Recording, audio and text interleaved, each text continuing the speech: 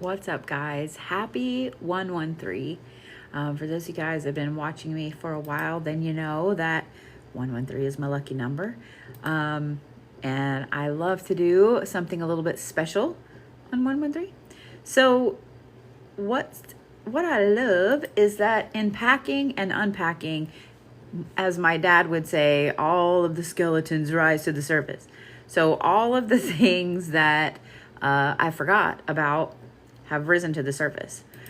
In fact, a box of cards from my office at my house in Tulsa rose all the way up and I found them. So, trying to figure out what's going on right here. And then I'm going to get to reading. There are only a few spots left for tonight. Y'all almost cleaned them out last night. So, let me fix that. There we go.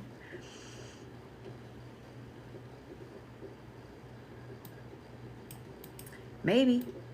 So just like last night, it is going to be a night where it's going to be really loud outside because it's been raining since yesterday.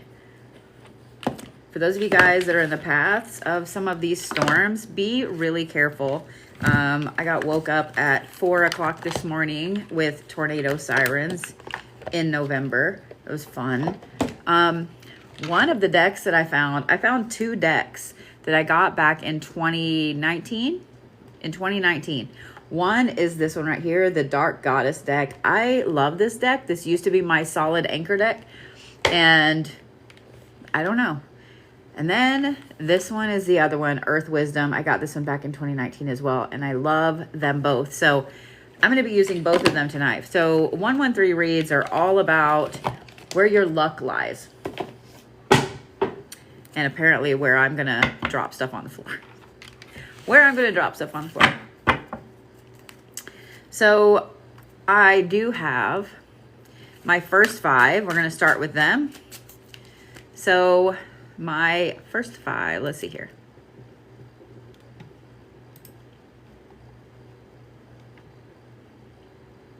Miss Minnie is first on my first five.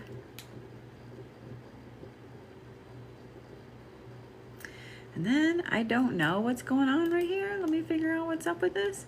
Then Miss Rochelle. I love it when things get changed and then don't really get changed. Then Miss Elizabeth Miller. And then Miss Tiffany Merriman. All right. So Miss Minnie, you are first.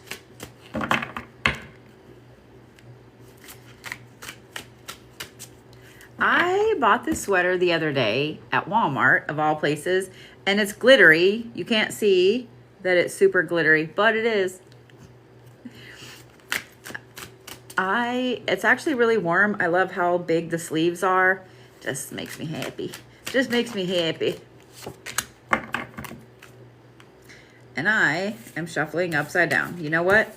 I was shuffling upside down. We're going to leave it upside down.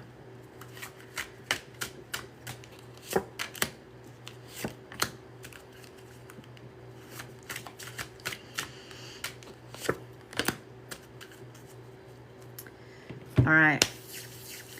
Ready, Miss Minnie? Yes, yes.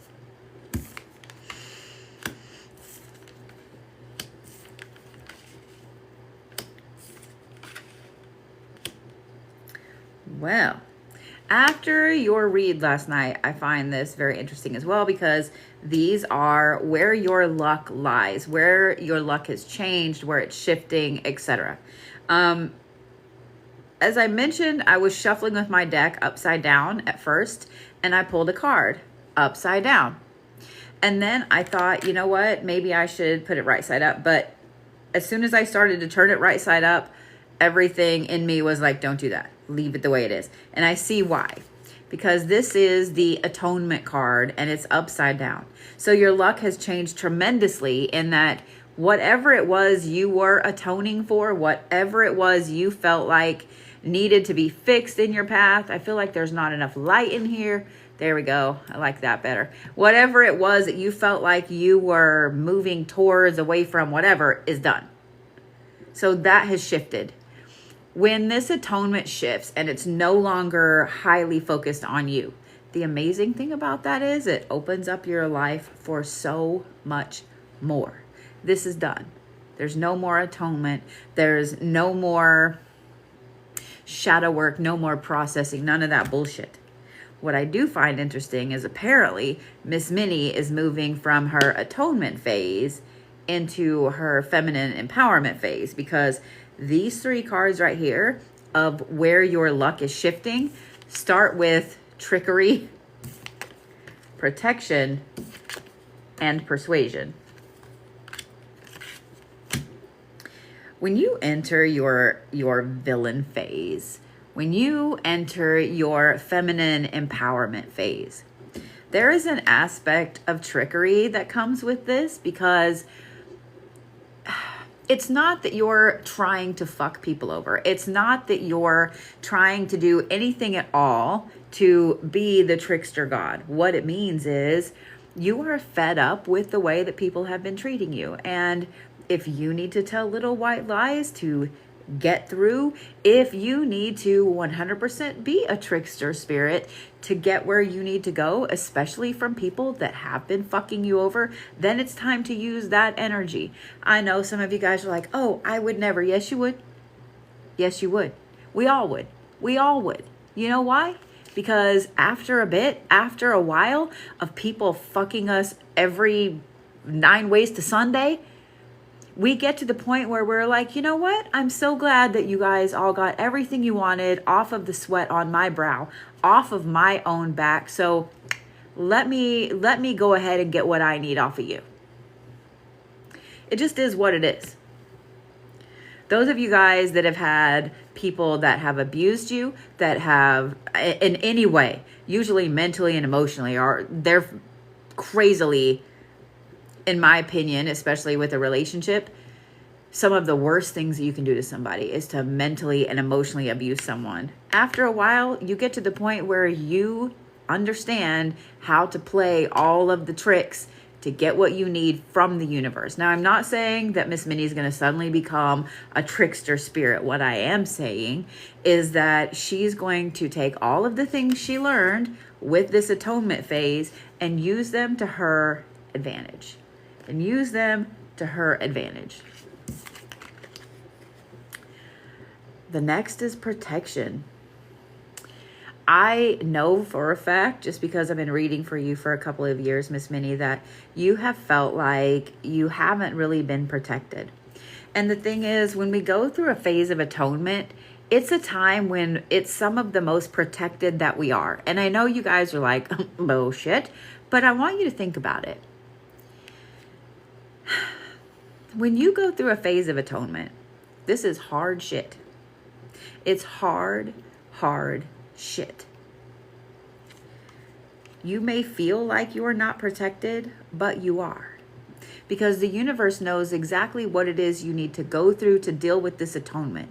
We all, every single one of us, has atonement that we have to go through in every single life. It just is what it is. There are people out there you look at and it seems like their life is completely perfect. It is not, I guarantee you. They had to go through some type of atonement in this meat sack that they're in. You were 100% protected during that atonement. Whether it was a person that popped in your life at just the right time, a job that let you go and you found a better one. You see what I'm saying? Like, you were amazingly protected. But now you're walking into a phase of all this atonement is over and you're ready to rock it forward. So you are amazingly, gloriously protected at this point. I know that since your family is from India, I know that there are a few different deities that deal with protection, and I would make sure that you're doing what I am not familiar with the Hindu practice, so please forgive me for this, but not forgive me, but you know what I mean. I don't know the different deities and the practices for them. I would make sure that you are making offerings, that you are doing all of the things to make those deities happy, because they are affording you an amazing amount of protection. They have seen what you've gone through. They've seen the atonement, and they're ready to help you be protected as you move forward. One of the only ones that I'm familiar with is Kali, who is the mother of time, also a destruction deity, but also Lakshmi, who is the goddess of beauty and of prosperity. So that's about the extent of my Hindu deity knowledge. I do know about Ganesh and all the other ones, but those two I'm decently familiar with. But the next is persuasion, and this goes right along with that trickery card now, doesn't it? What I find really interesting is I know the last time that you and I had a personal appointment, we talked about a lot of different ways that your path could go, should go, might not go. The trickery aspect, the protection aspect, and this right here, the persuasion aspect, is all about Miss Minnie stepping into her feminine empowerment, stepping into almost a villain era. And I'm here for it. I'm 100% here for it. The other thing I love, and I want you to pay attention to this, is dark colors, blues, blacks, reds. Dark colors, blues and blacks, reds. You notice the color scheme? That is a wide switch back and forth from the cool to the hot. The cool to the hot. So expect a lot of shifts, expect a lot of changes, expect a lot of extremely swift moving and then stalling. Does that make sense?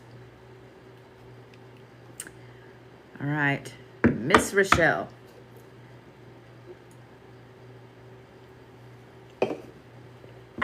So I want to address something real quick because I saw this question pop up, but I was in the middle of that reading. I saw that someone that I don't really recognize the name or anything like that ask if this ran in my family, if people had done this or whatever. Yes, it does. Yes, it does. But to be honest, that's actually something really rude to ask somebody.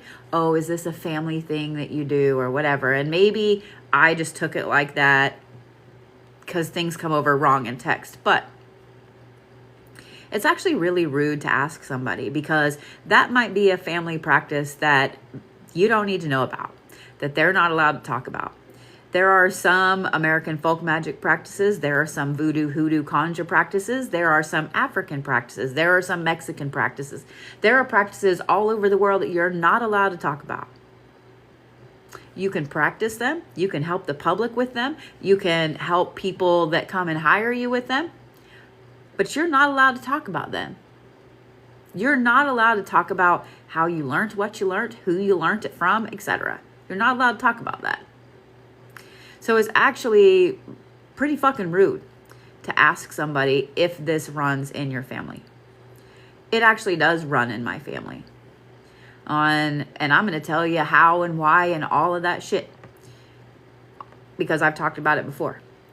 But I actually had a great uncle on my grandpa's side, on my mom's side, who was a famous astrologer in LA, all around LA, back in the 50s, 60s, and 70s. He had a lot of very interesting clients, and I learned a lot of things from him. So there's that. All right, Miss Rochelle, thank you for being patient there. What's up, Gavin? So mods, just like always, there's a no tolerance policy. I know I have a video right now that's getting a lot of views and there are a lot of hateful comments that I've been deleting. So if y'all are coming in here to troll, if y'all are coming in here to be a dick, if you're coming in here to be a keyboard warrior, whatever, take your feet and move on down the road, kick all the rocks, because this is not the place for it. If you feel you need to be a keyboard warrior, you can go do that somewhere else, because we're not about it. We're here to not do that. We're here to not talk about drama. We're here to not talk about politics. We're here to not talk about all of the bullshit. All right. You know what? Those three came out like that. That's what we're going to do. That's what we're going to do. All right. Thank you, Gavin. I love you. Right back.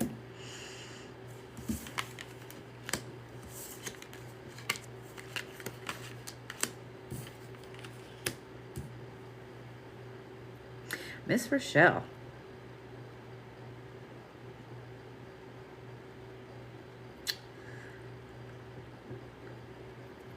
Your luck is about to shift from a continual rug pulling out from under you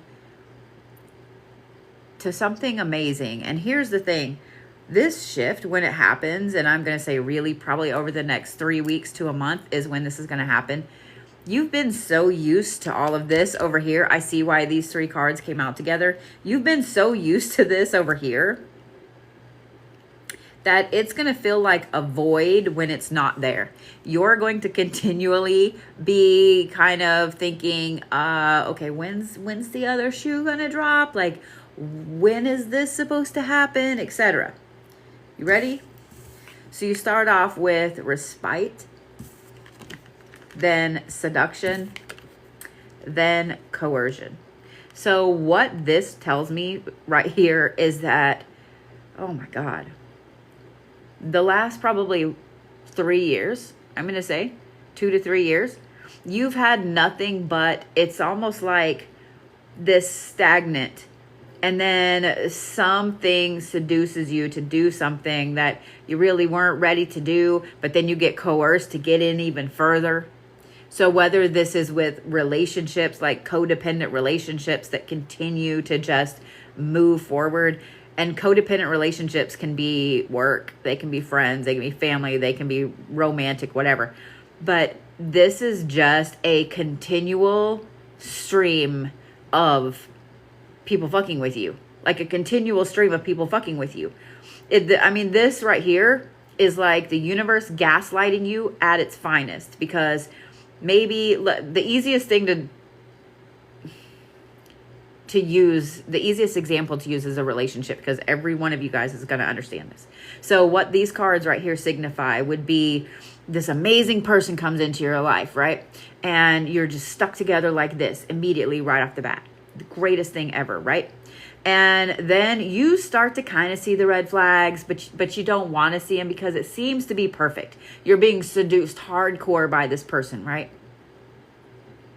Well, everybody else sees the red flags and everybody else tries to help you. And eventually there's the big fight, or there's something that happens and you're like, you know what, fuck this, I'm out. And so as soon as you're out, they kind of coerce you and seduce you all over again to come back in and be stagnant. Like it's just a vicious fucking cycle all the way around. The universe does this to you. Remember how, I don't know if you were watching last night, but I talked about the aspect of the universe. It's like the testing facility. Like they keep doing stuff like this to keep you stuck, so you're not getting on your path. You're not doing the things you're supposed to do. This is where your last 3 years, 2 to 3 years have been in this cycle, this crazy vicious fucking cycle. And every time, it's not even just a 1 step forward and 2 steps back. It's like 10 steps forward, 30 steps back, 5 steps forward, 10 steps forward. It's just like this crazy weird fucking dance that's been going on.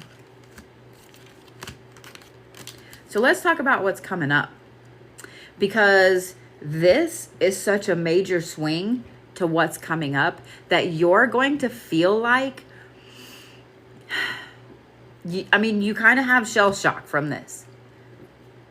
This whole crazy universal gaslighting that's been going on, you're literally going to have shell shock from this. And it's going to be something you're not going to get over in the next 3 weeks. You're not going to get over in the next month.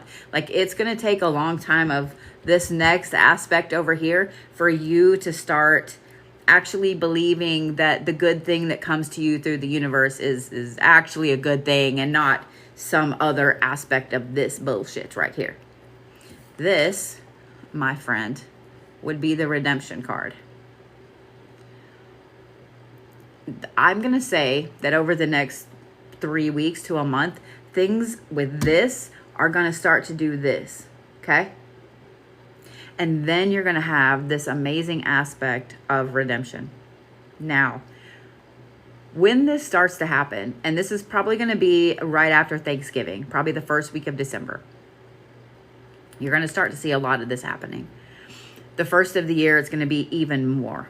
Now, when this starts happening, you're going to sit and look at the universe and be like, is it really though? Is it really though? Or is it just this? So like I said, it's going to take you a while to get out of this aspect of this continual cycle that you've been in. Here's my advice, okay? Because this is just like escaping a severely abusive relationship. To be honest, I would say to put yourself in some therapy. Even if it's just an online therapy, you can go once a month, whatever it is. I would highly, highly advise you just to talk to somebody, to put yourself in some therapy, okay? The other thing I'm going to advise you is breathe.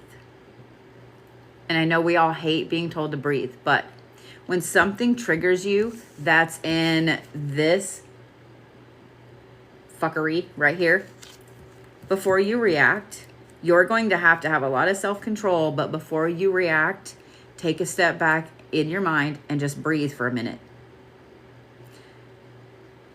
And if you still are about to react the way you were going to react, remove yourself from the situation. I know that sounds like common sense, and I know you're like, wait, like, why are you telling me this? Because I want you to be able to walk through some of these triggers. And I want you to be able to look at the testing facility when it pops back up and be able to say, no, I'm good. I don't need to do this today. There's a technique that is used in dealing with abusers called the gray stone technique. I learned it years ago. It's really hard at first because when you get in something like this, then you're used to reacting because they react, you react. They pull, you pull. You see what I'm saying? You're used to the tit for tat. And they're used to being able to poke you and get a response. So the Greystone method is just saying one of three things. These are the only responses you are allowed to give when your abuser, whatever, starts to talk to you. And that is yes, no, or okay. One word responses. That's it. And if you feel like you're about to go on a tirade, you put your phone down, you walk away, whatever it is. You will get the most horrid text messages ever. And you will see the reality of that person when you start to practice this technique. It's hard. It's hard because everything in you has been taught to blah, blah, blah, blah, blah, and explode or whatever. But simply giving one word answers does two things. One, it protects you and it protects your feelings and it allows you to step back from the situation. The other thing is that they no longer get to feed off your response. And it's going to infuriate them at first until they find someone else that will feed what it is they need. Now, when this redemption pops up, Miss Rochelle, all of the people that have been involved in this testing facility bullshit over here are not going to like it. They're going to come out of the woodwork. They're going to remind you of how much they helped you a year ago or 2 years ago or last week. They're going to remind you of what you owe them, all of that stuff. But you don't owe them fucking shit. You don't owe them fucking shit. And I want you to remember that. When all of this right here pops up, I want you to hear my voice in your head when they come out of the woodwork. You don't owe them fucking shit. The only person that you owe anything to is yourself.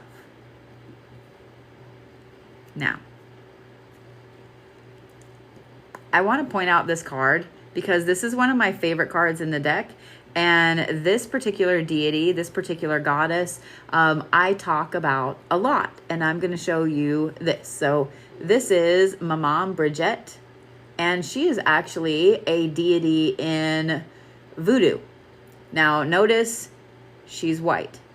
Notice she has red hair. Maman Bridget is actually married to Baron Samedi, who is the god of death, the god of the graveyards. It's believed that she was integrated into the voodoo practice because of Irish indentured servants, that the females who were not valued very highly because they're not known to be obedient would get sent to the Caribbean when they wouldn't mind their masters, when they wouldn't mind the people that had them as indentured servants. If they were found to be disobedient, they were sent to the Caribbean. They were sent to the sugarcane plantations and things like that. So they brought with them Bridget. They brought with them Brigid, who is the Celtic goddess of women, who is known for her long red hair and fiery spirit. If you guys do not know about that story, I would highly recommend that you look at it. It's really interesting and it's really intense. And the love story between Maman Bridget and Baron Samedi is awesome. I'm just saying. Plus, she's kind of a badass. So that's your homework for the night. You're going to learn about Maman Bridget. You're going to learn about Brigid. And you're going to be fantastic. It's going to be great. Just like Miss Rochelle is going to be great. Just saying.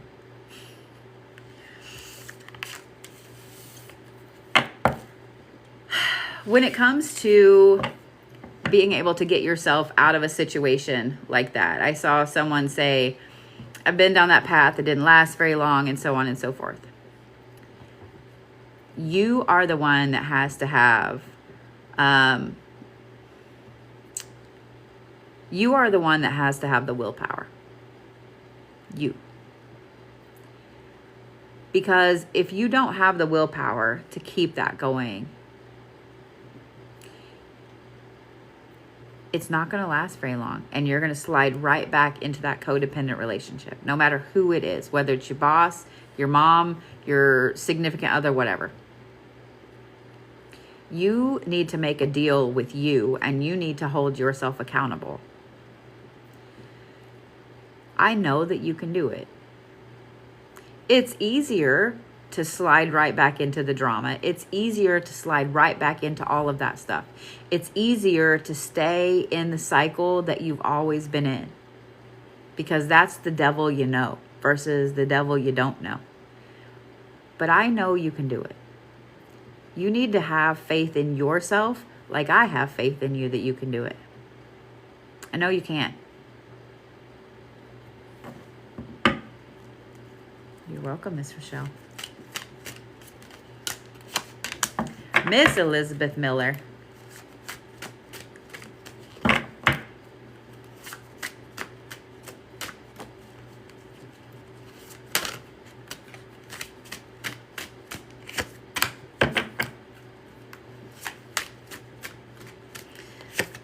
Baby, we're all exhausted. We are all exhausted. I'm just saying. This whole world is exhausted right now. And exhausting.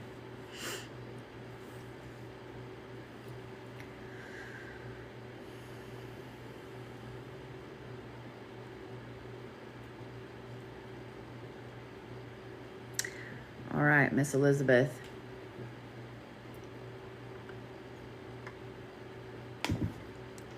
You yourself are caught in an interesting cycle. So what's about to change with your luck is an open door to escape from the cycle that you're in. This is where you've been, and this is the drama card. Tell me that doesn't look like drama right there. Don't you just love that? This is the drama card. So when the drama card pops up, it tells me that you've been in this cycle of drama over and over and over and over and over and over. These other two aspects right here, you've hit them before a couple of times, but this last one always gets you. That would be knowledge and appearance.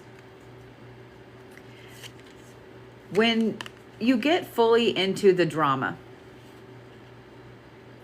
It's almost like this is what you live for. Because this is Elizabeth Miller. Because this is the norm.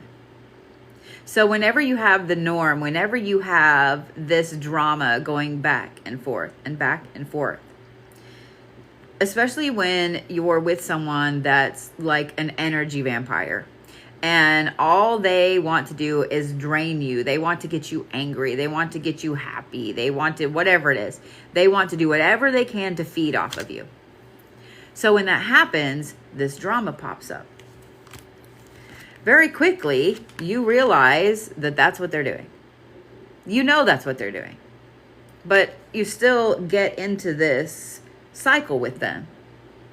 So you start to research, and you start to learn like how to combat it, how to get out of it, how to change, how to shift. You start to just learn different things to pull yourself away from the drama over and over and over and over.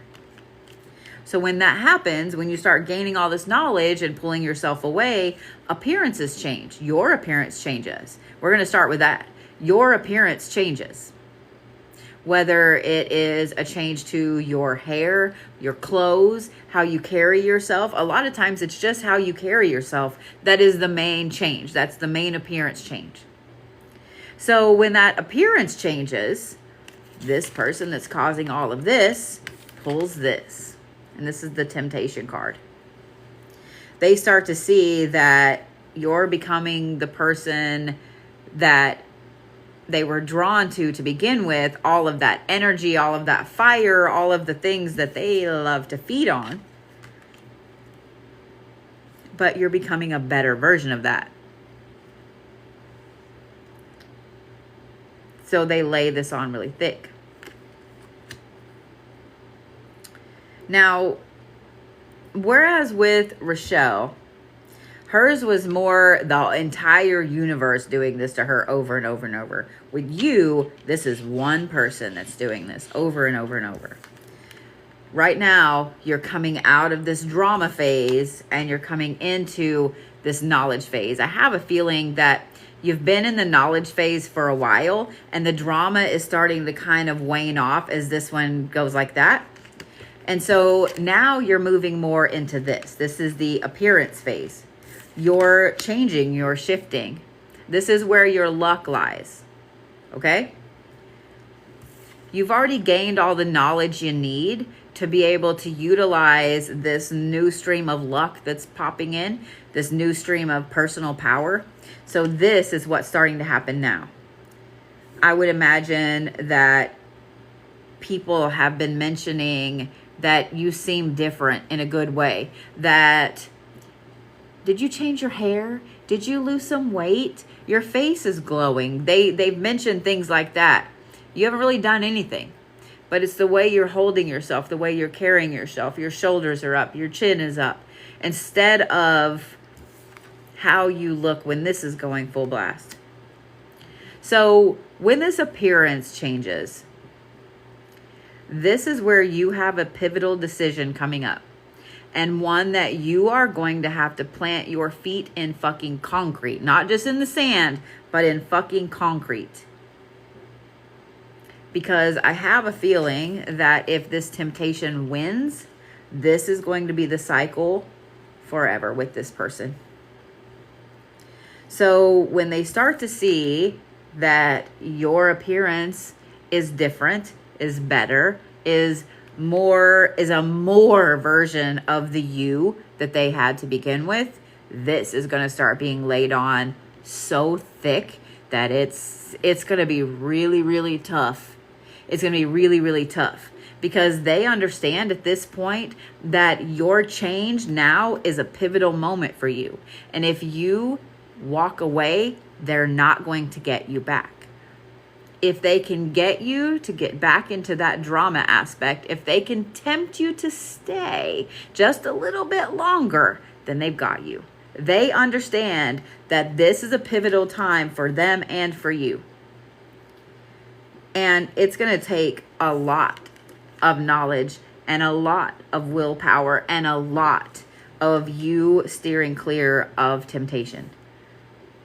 The block button is a powerful thing. Is a powerful thing. Now, with the block button,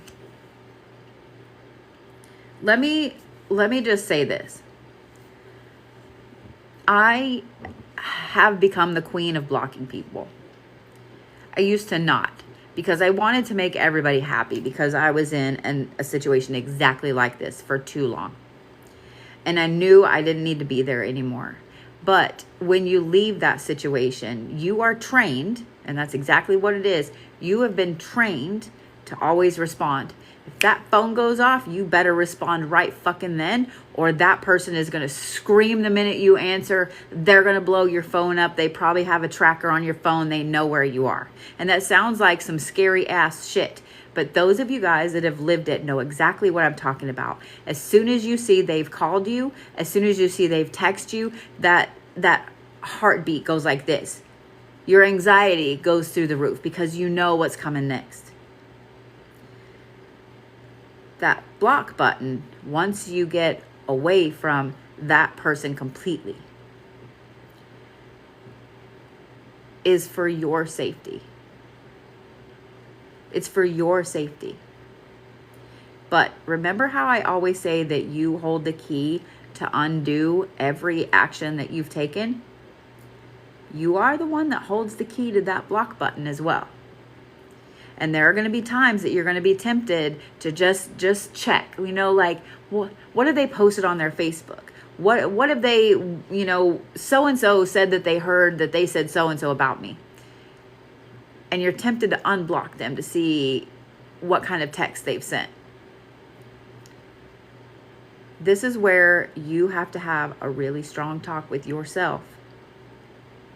And this is where you need to know that this is a time when you need to toss the key somewhere that you're not going to find it for a while. When you get out of this situation, when you get out of an abusive relationship, you have to set a hardcore boundary and block that person on everything. And there's going to be people that say, oh, that's a toxic trait. No, it's not. And someone shaming you and saying that it's a toxic trait for you to block the person that has abused you for years or decades, if they're trying to shame you for that, that should tell you whose side they're on. That should tell you what kind of person that they are. And I will stand on this with my entire chest. That block button is there for your protection. You need to not just block them from texting you. You need to block them on every single aspect of social media, of contact, etc. That includes Xbox, PlayStation. If y'all have gamer tags that you know each other's gamer tags. It includes every type of social media, including YouTube. And then you have to hold yourself accountable to not go in and check. Because they are going to do everything they can to get something back to you that they're doing great without you, to rub it in. They're going to do everything they can to get you to unblock them so they can pull this temptation card back out. So, what I'm going to say is this. You're at a pivotal moment right now.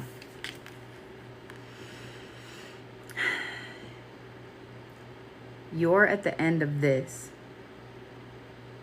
where this is going to start getting noticed in a very intense way, and this temptation is going to pop back up.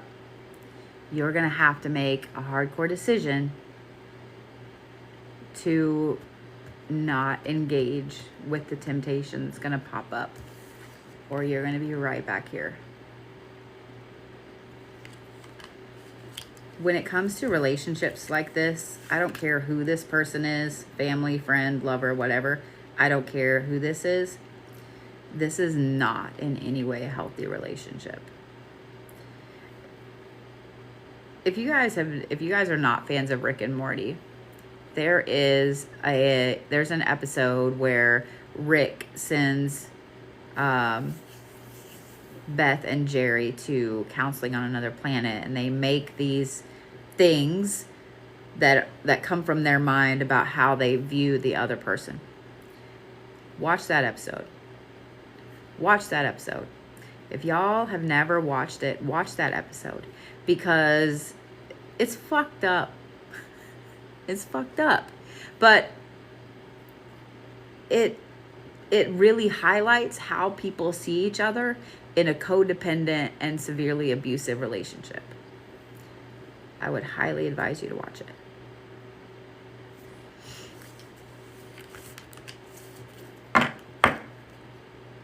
I would highly advise you to watch it.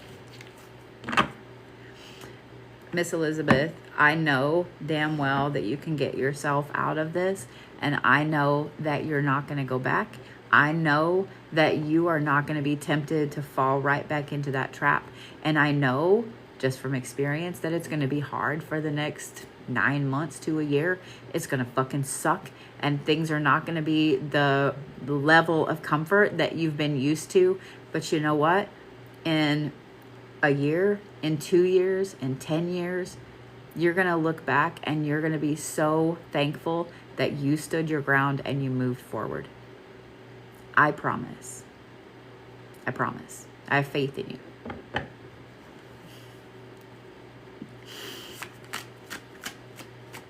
I have faith in you.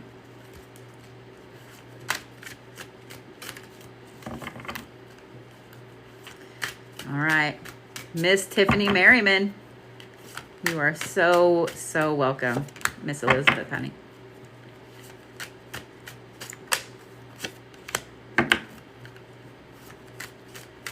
Aw, thank you, Lynn. I managed to sneak in a shower between the crazy storms rolling through. How many of you guys heard that growing up, that you weren't supposed to take a shower or a bath when it was storming? My grandma had us really, really concerned that if we took a shower or a bath when there was lightning outside, we would get electrocuted. I don't know why. Don't know why. But I'm so glad that I'm not the only one who heard that. I kind of wonder if that's actually a thing. You know what I mean? I kind of wonder if that's actually a thing. You heard it all the time? You never heard it till you moved to Oklahoma. Okay. I mean, it would not surprise me at all, because I've seen lightning strike houses. I've seen lightning strike right outside in a yard. You know what I mean? So, yeah. If you had a landline, you better get off that landline. Better get off that landline. Mm-hmm. Well, I'm glad that I'm not the only one that got traumatized by that as a kid. Yep. About the pipe. Yeah. Yeah, no running water. Mm-hmm. All right.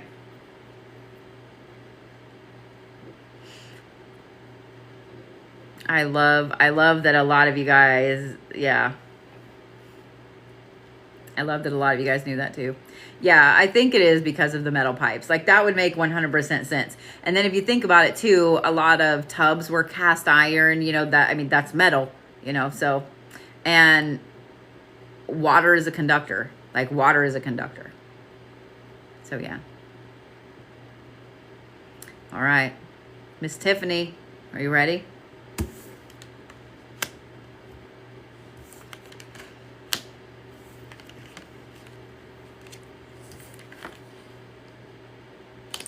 So you had a couple cards come out on the end. The very last card, one popped out and then one popped out over it. And I was like, all right, I got you. So you're kind of getting 5. And then let me update my list, because I know I have one more first 5 read. Maybe.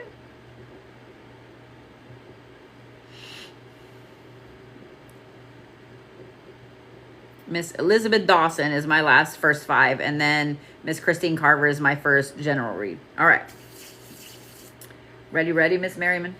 My nose is itching. Someone's talking about me. Gotta love it.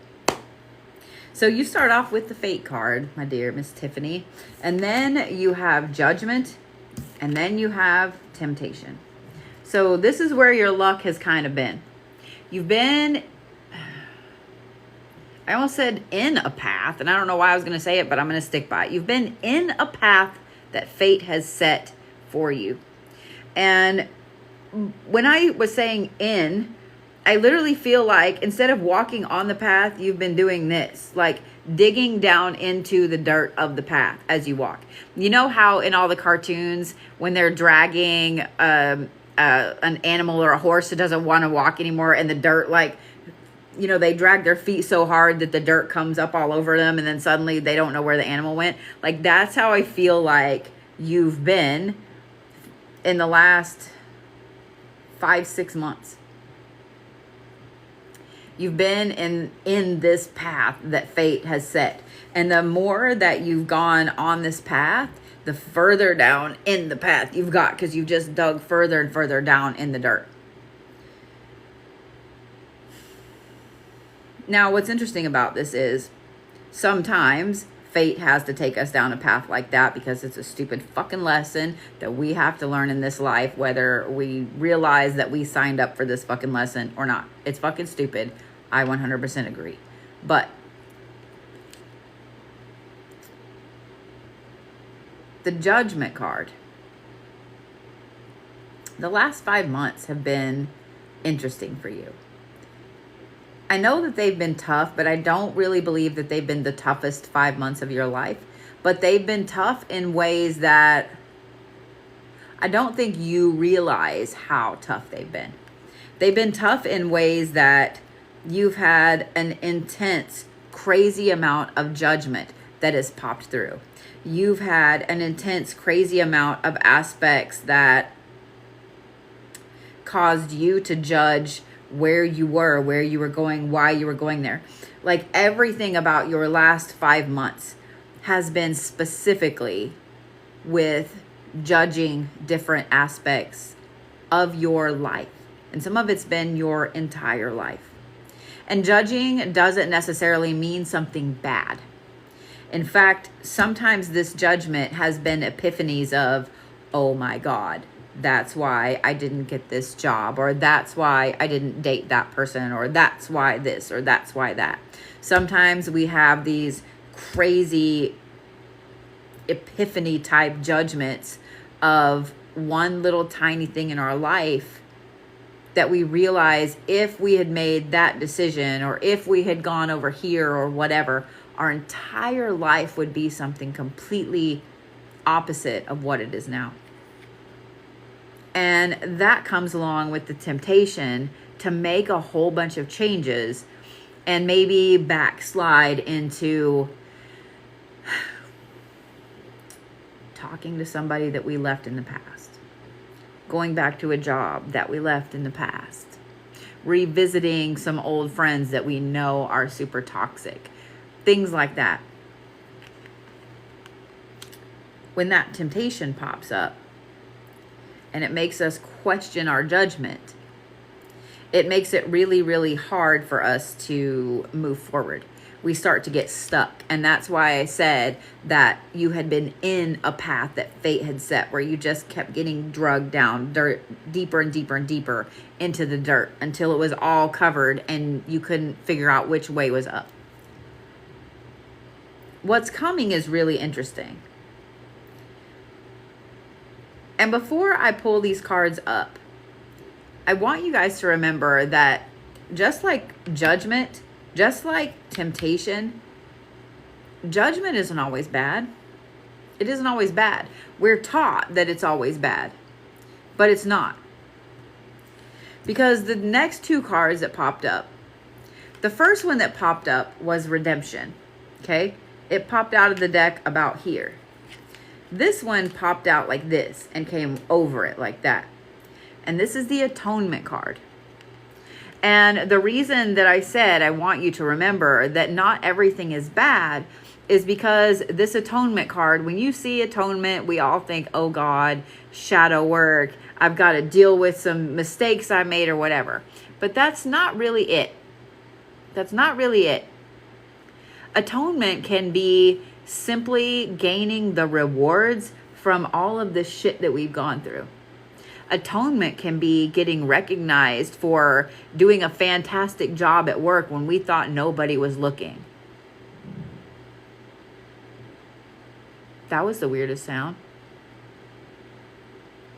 Atonement can be something good.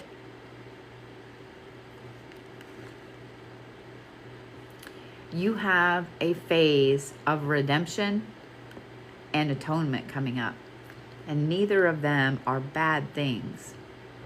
Because this phase you've been in over here, these two are to pull you out of the dirt where you've gotten drugged down too far.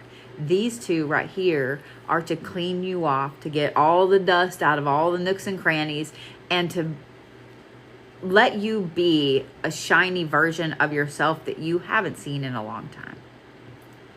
The redemption especially is all about you becoming, it's all about you being a phoenix, to be honest. It wouldn't surprise me if the phoenix has been popping up a little bit. It wouldn't surprise me if the phoenix has been a reoccurring theme lately. Even phoenixes have atonement. I want you to remember that. All of the things coming your way are amazing things. Amazing things, Miss Tiffany.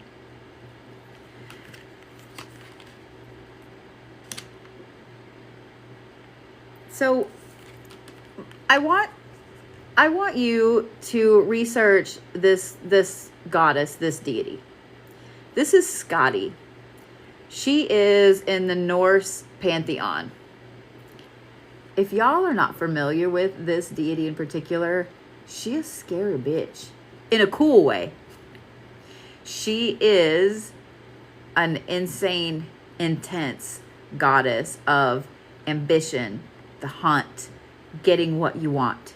So, Miss Tiffany, I would highly recommend just reading a little bit about this deity, especially because she is on the atonement card.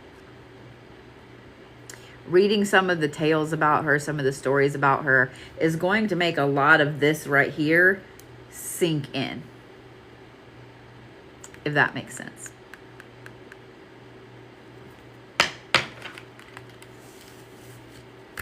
All right.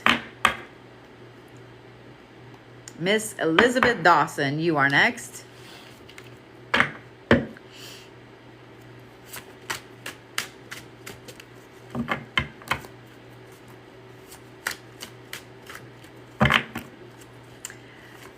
And that will round out my first 5. You are so welcome. And then we will start on the general reads list. If you guys, wow, I got a weird accent there. If you guys weren't around last night, or the night before, I made some announcements in that I'm going to start lowering the number of reads I do a night.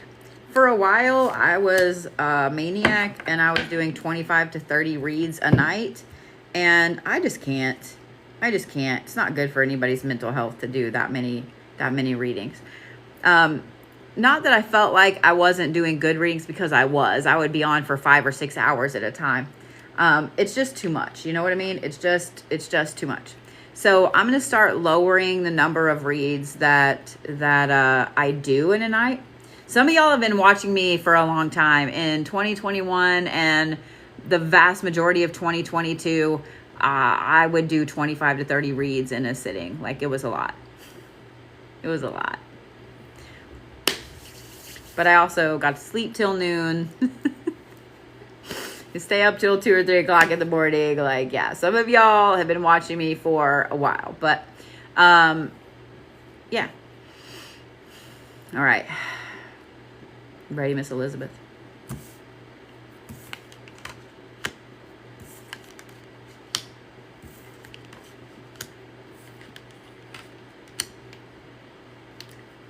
Okay. It's interesting how the cards, the colors are split. You're going to see what I'm talking about. So where you've been and where you are and where you're fixing to shift to, this is where you've been. So this is appearance. And then this one is persuasion. And notice the reds. Notice the warm colors. Notice how these two women are placed. I said it that way for a reason. Then you have where you're going, which is determination and endurance. And I want you to notice the cool colors here, not the warm. And I want you to notice how these two women are placed.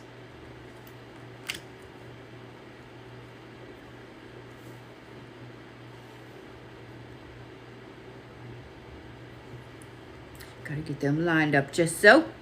So let's talk about this appearance and the persuasion.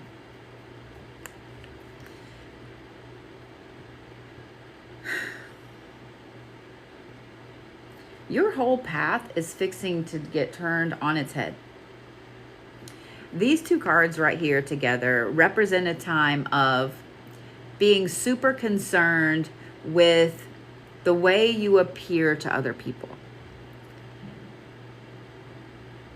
It talks about being super concerned with how other people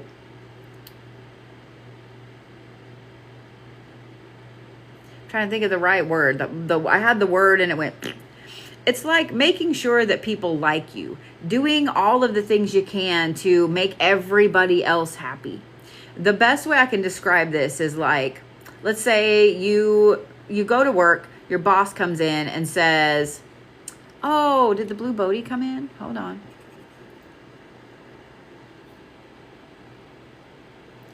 Thank you for catching that one, Brandon.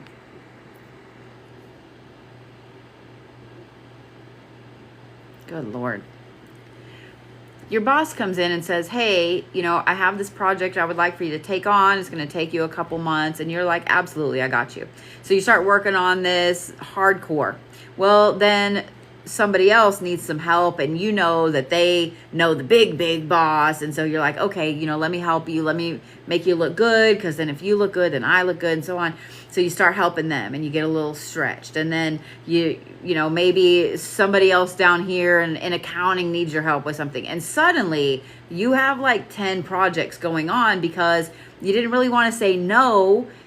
Because, well, what if somebody in accounting really needed that help and, they do your paychecks? And what if Susan over here really does need your help and she's related to the owner? And you know what I mean? Like, it's not so much people pleasing as it's trying to keep up with making sure that you're doing enough. When in reality, you've been doing way too much. The universe has been pulling you like taffy.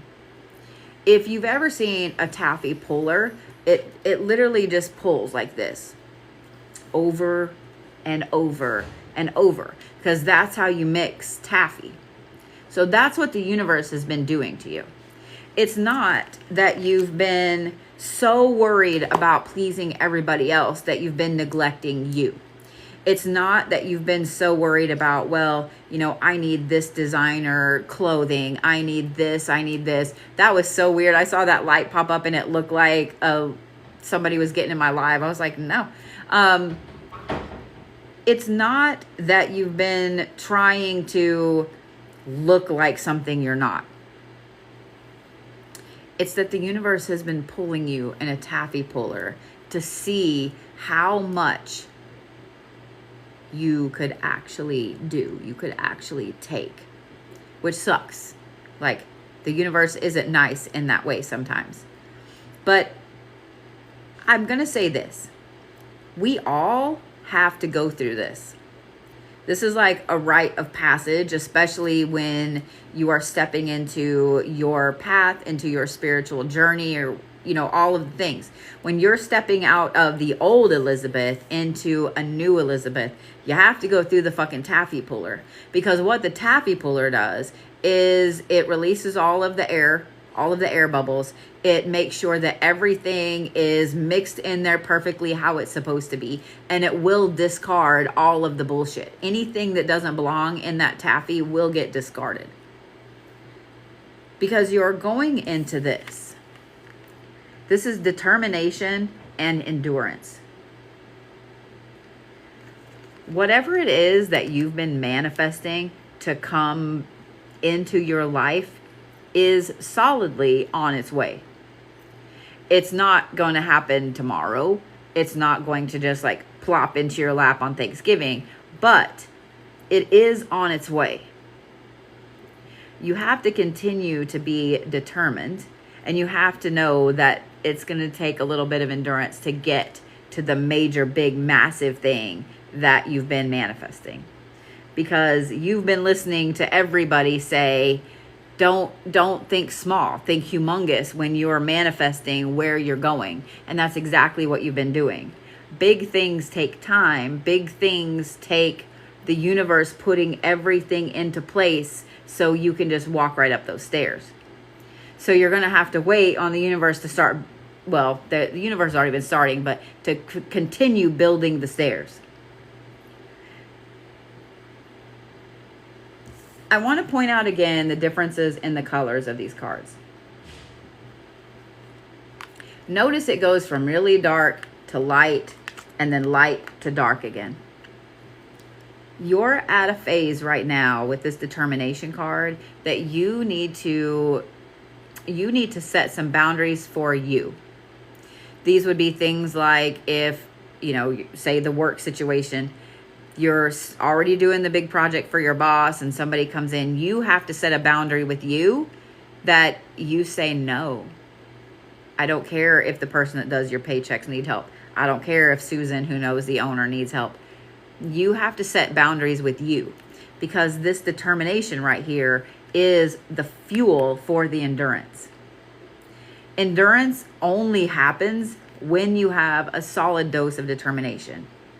And I want you to look at all of the survival stories you've ever seen where people get stuck out in the desert or they're stranded in the ocean or whatever it is. Endurance is one thing, but if you don't have the determination to survive, to move forward, endurance doesn't matter. You can't have one without the other. It's just like going to college. It's a little easier example. It's just like going to college.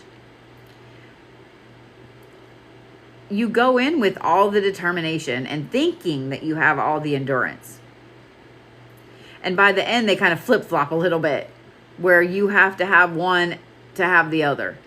You have to have the determination. All right, it's the middle of my sophomore year. I'm only halfway through. Like, I know I can do this. I've got the determination to graduate, to get that, to get that diploma, to get that degree, and to be able to get a great job. So I have to have some endurance. So then you start talking yourself up on both of them. So what happens is, by utilizing your determination, your endurance goes up. And when your endurance goes up, your determination goes up. And they just continue to climb the wall like that.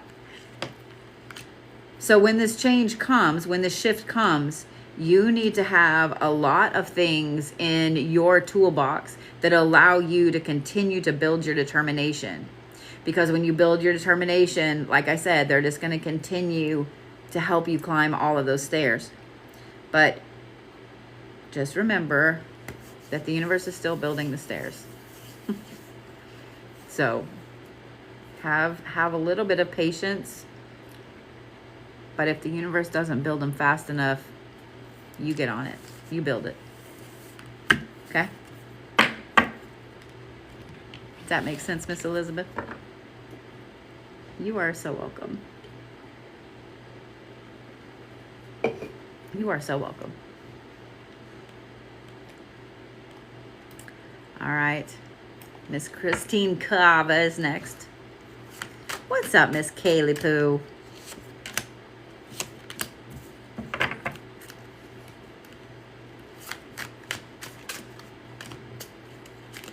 Gotcha.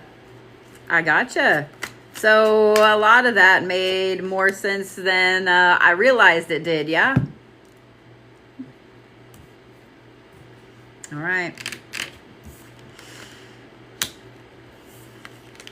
judgment, coercion, purification, deception. What you doing, Christine? No, I'm just kidding. So here's where you're coming from. This is judgment and coercion. Now, because I know you personally, I know that this is not really a relationship. I know this is not job. What this is, oh, yep, let me make sure that I am me doing the little thing. All right, I used to get really mad at all of those. But now I understand exactly why they're there. After hearing that people have been recording my live streams and trying to use them. So this is the part where I say that if you're not watching this on November the 3rd, 2024 at 9:35 p.m. Central, then this would be a recording and it is not the real me. You're welcome, scammers. So, Miss Christine, you have judgment and you have coercion. I have seen the change in you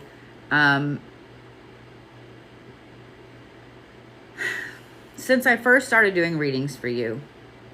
And since you first started helping with messages and shipping and all the things, I've seen the big, humongous shifts in you, even if you haven't seen them yourself. What this is talking about, for you, this is like turning a corner in your life.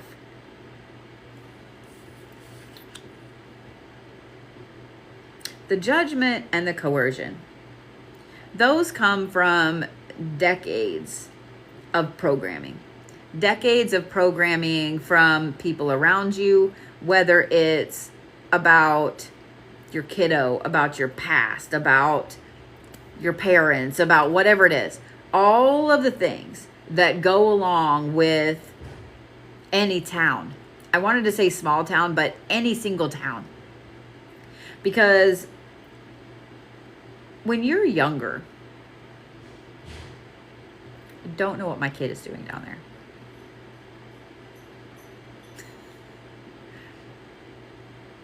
So there's a part in the place that we moved into where there are 7 doors in one hallway. My kid counted them the other night and was like, Mom, there's 7 doors in this hallway. And I was like, you're lying. So I had to go count. There are 7. There are 7 fucking doors. And one of them, and it's all wood floors in there, so it echoes really loud. So I'm sure that is what's going on. But I was about to have an angry mom moment right there. I was about to have an angry mom moment. Stop slamming the fucking doors. I don't know what's going on, but stop slamming the doors. All right, back to Miss Christine. What this judgment and coercion is years and years and decades of programming, self-schemas, things that you were born with, where you felt guilty or not good enough because of something that had been programmed in here. Even though the decision you made was exactly the decisions that you needed to make. The reason that you are where you are is because of those decisions. The reason that you have the life you have is because of those decisions. And so even though we do a lot of shadow work, especially when you get on your spiritual journey and you dive into why you are the way you are, and even though you start to realize that you're growing emotionally as a person, that one day you wake up and you're like, oh my God, like I'm a fucking adult. Like I'm a fucking adult. Like, yeah, I'm adulting. There's still things way, way back in here that say, well, yeah, but you still did so and so and so and so.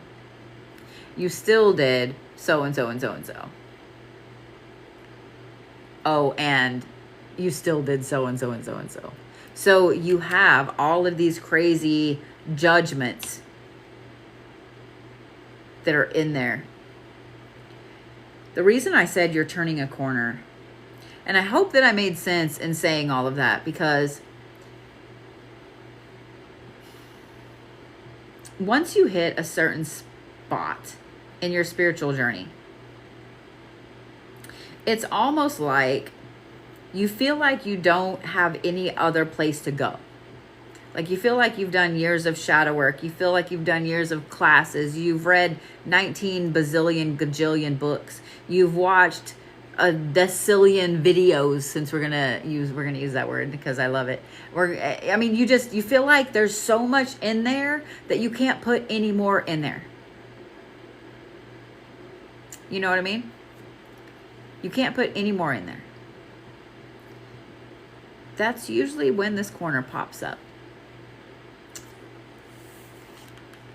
And that is a massive purification. And this purification looks like a crazy, ugly cry release.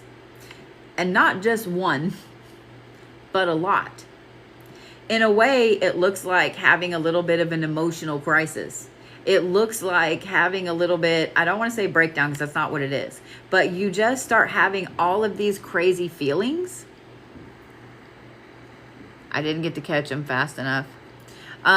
You start having all these crazy feelings and emotions. And the thing is, they're good. They're good emotions. They're good feelings. They're all of these amazing things that start popping up. But all of this is still back there.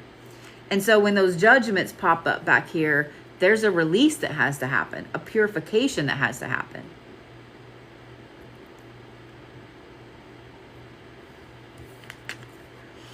Now, let's talk about the deception. Because I know it's like, well, wait.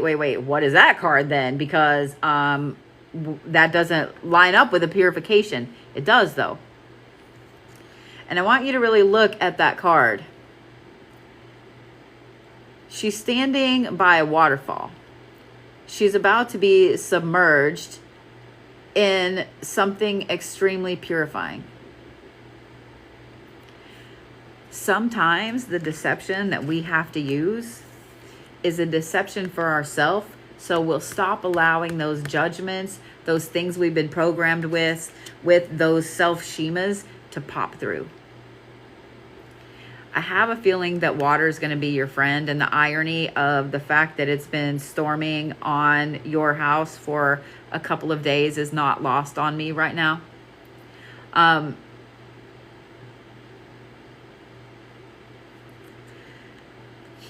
Water is going to be your friend. Water is 100% going to be your friend. I know that you're an air sign. And usually with air signs, I would say that fire is going to be the best form of purification for you. But it's not in this instance, because this is emotional. This is a release. And this is that turning the corner and becoming something more on your spiritual path than you've ever been before.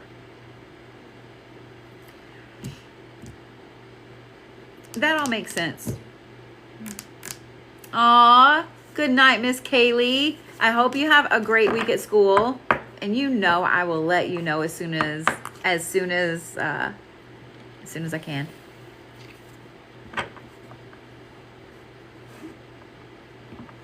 You've been out with the rain hitting you. Of course you have. I love that. I went out and stood in the wet grass this morning and it was great. It was great. It made me so fucking happy. It made me so happy. All right. Miss Rachel K, you ready? Good night, Miss Kaylee.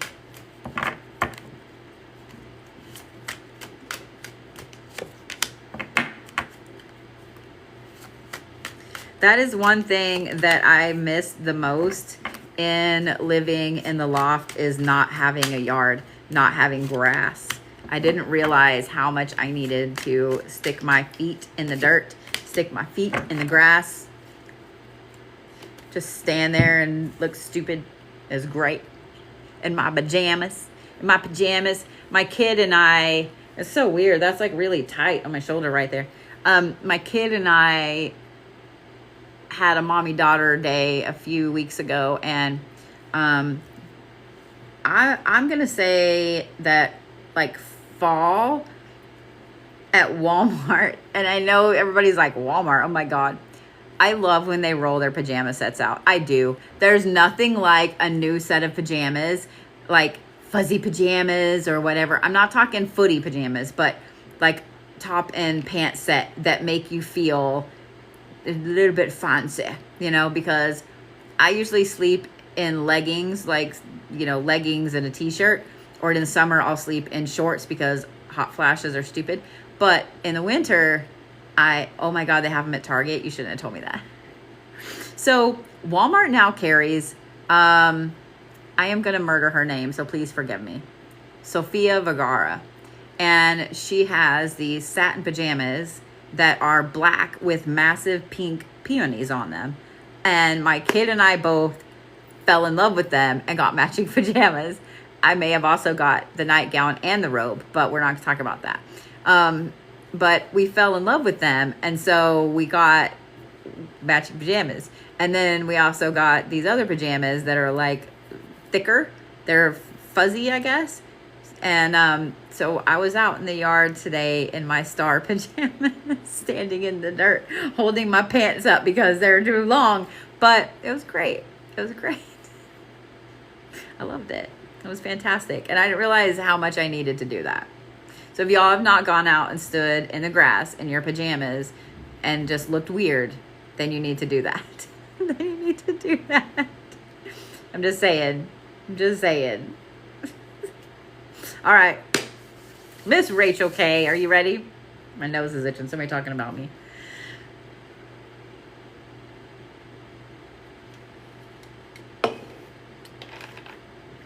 I mean, grounding, yes, but just standing outside in the grass looking crazy. It's great. This is great. I'm just saying. All right. Ready, ready, ready? Drama. This persuasion card's coming up an awful lot. Oh, okay.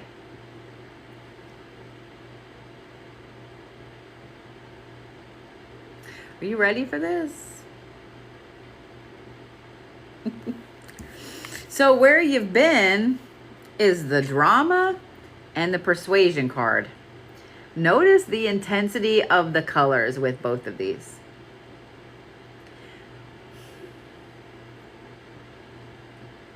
What's funny is that these two always go hand in hand if you think about it. Any situation that is filled with drama, any part of our life that is filled with drama always comes with a healthy dose of persuasion to stay in the drama. Whether it is at work with being, you have to kind of keep an eye on the drama so you know who might get shit canned and who might be throwing you under the bus, and then you get tempted to get into that drama because you don't want to get thrown under the bus or shit canned. A relationship is the same way. So there's a healthy dose of persuasion that goes along with drama, and there's a ton of drama that goes along with persuasion. And I have a feeling like your last probably 3 years have been nothing but drama and the persuasion to stay in the drama. And then when you stay because of the persuasion, then here comes more drama. And it's just kind of been like this continually. Every time you think you've got out of the drama, here comes the persuasion to get you back in. Even if it's just, you know, this is the best example I can think of is with family. You've told your mom that you don't give a shit what your sister's doing. I don't care. I don't want to hear about it. Keep me out of it. And then you just happen to be, you know, having lunch with your mom or whatever. And then your mom's like, well, you know, your sister got a new car. There's the persuasion. So then here this comes. Oh yeah? Well, what did she get? You see what I'm saying? Vlad knows.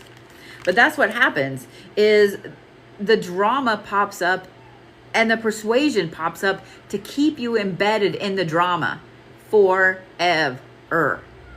But the thing is, I don't know what the shift is. And again, I'm going to point out the colors.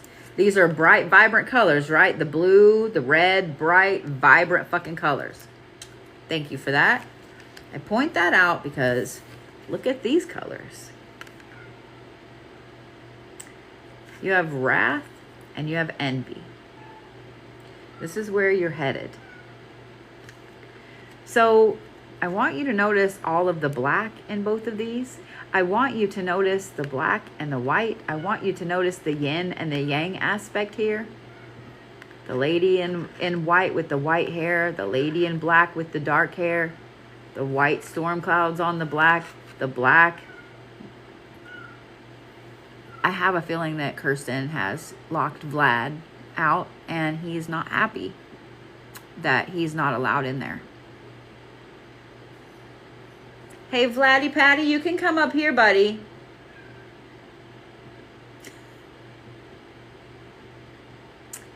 Kirsten has her own little like sitting room. It's just a den, a little den.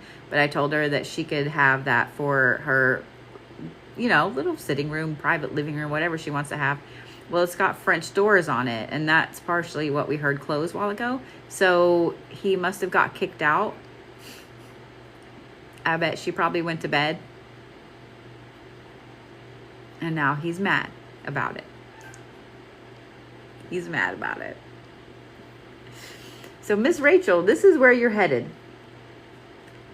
And I'm going to say this before I go any further. I think that this is warranted. Because whatever this is that's been keeping you in the drama, that's been persuading you to stay in there, has reached a breaking point. To the tune of, let's burn all of the bridges. Fuck you, fuck them, fuck that, fuck their dog, fuck. I mean, you have reached the absolute limit of it. Probably need to check the radar. I hear the wind picking up again. So with this pivot, with this shift, like I said, you've decided that it is time that this wrath come out. Now, I don't think that this means your next little bit is going to be angry. I don't think that this next little bit is going to be a whole ton of problems. I really don't. Sometimes we have to get angry to move forward. And this next one is going to surprise you. Ready?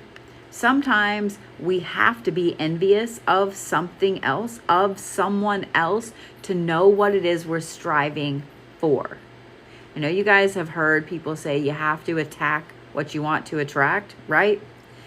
Attacking it doesn't always mean verbally, physically.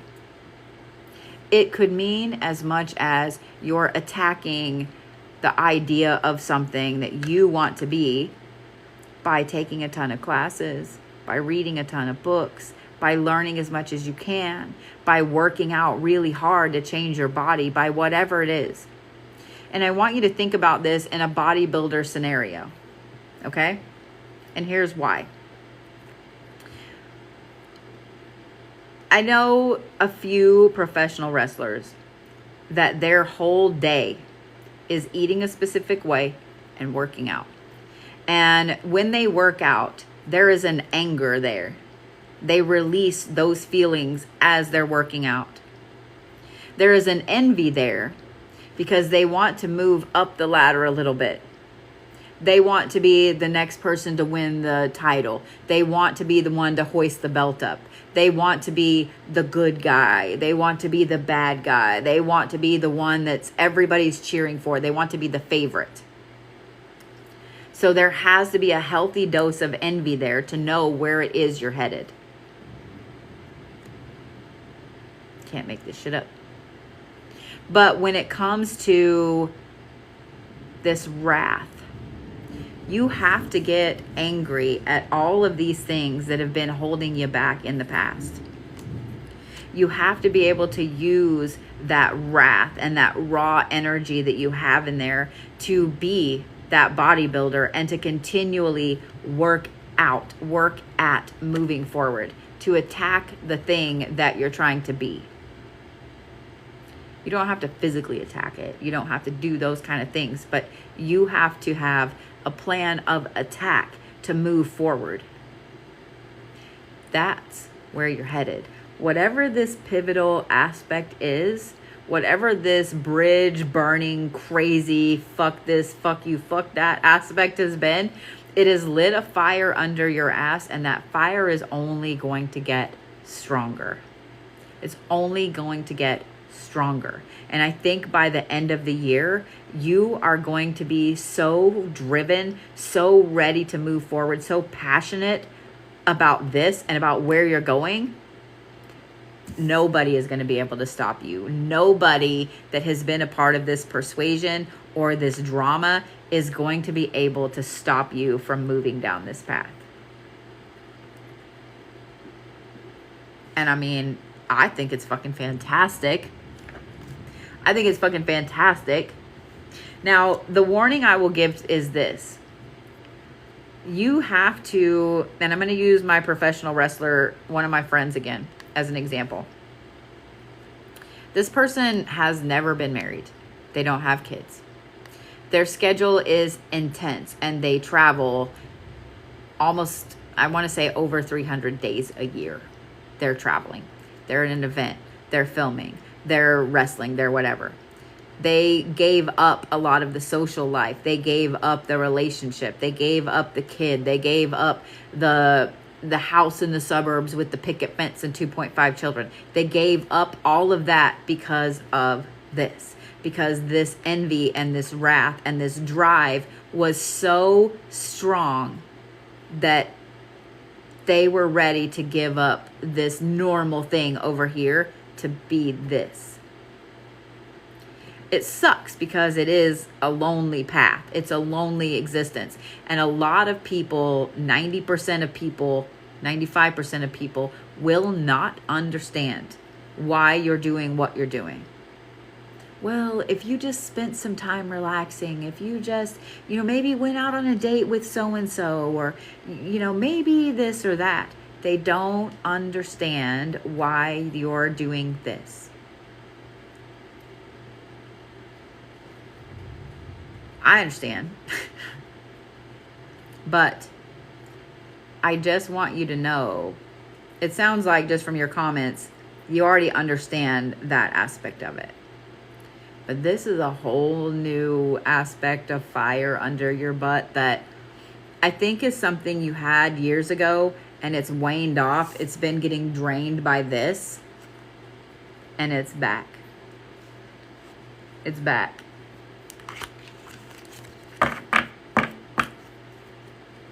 And I think it's fantastic.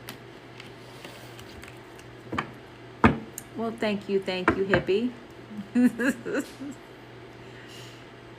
All right. Michelle Zuckerman, you're next.